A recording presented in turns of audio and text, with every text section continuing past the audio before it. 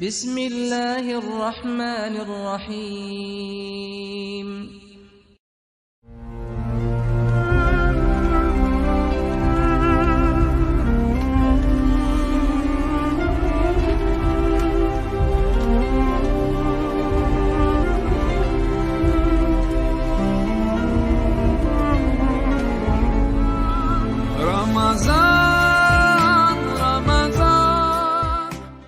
बिस्मिल्लाहिर्रहमानिर्रहीम।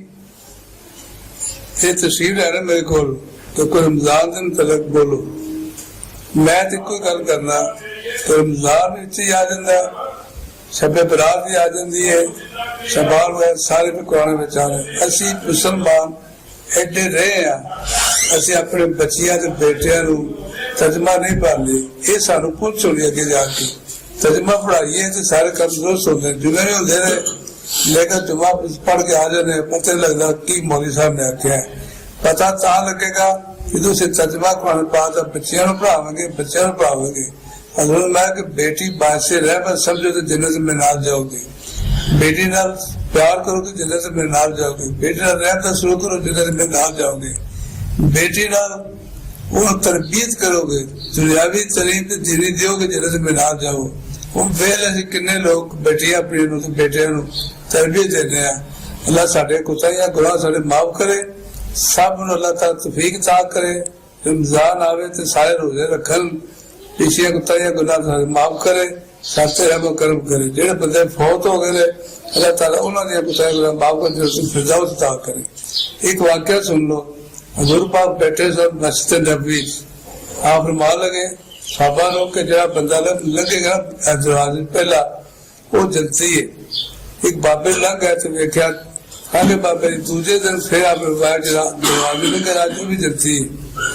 वो दूसरे दिन वो दूसरे दिन बाबे लग गए। तीसरे दिन आप बंदा आज लगेगा भी जलती है।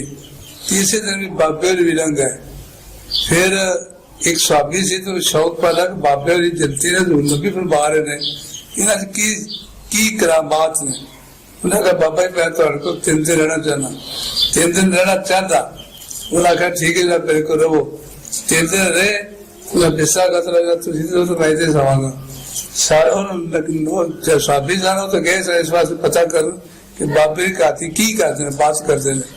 लेकिन बाबे सुते रहते हैं, बाबे सुते रहे, बाबे सुते रहे सारी दिहाड़ी सारी राती 3 दिन। अगले दिन आके बाबा जी गल है तू जलती तुहाडे की सिफत है कि तू जलती हजूर दा फरमान है।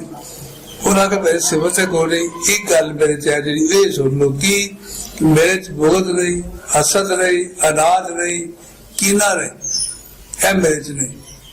वो बंदा जलती है जिदे सीने च बुग़्ज़ नहीं, कीना नहीं, अनाज नहीं, गुस्सा नहीं, वो सब मास कर उससे जलती हो जाएगा।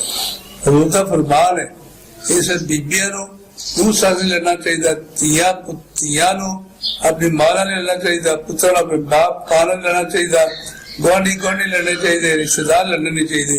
वो जलती हो जाए। अगर आज तौबा कर लें कि यार जो जैसा तेरे च गुस्सा गुबार सब कर देता है तो वो बंदा जलती हो जाए। हजूर दा फरमान है।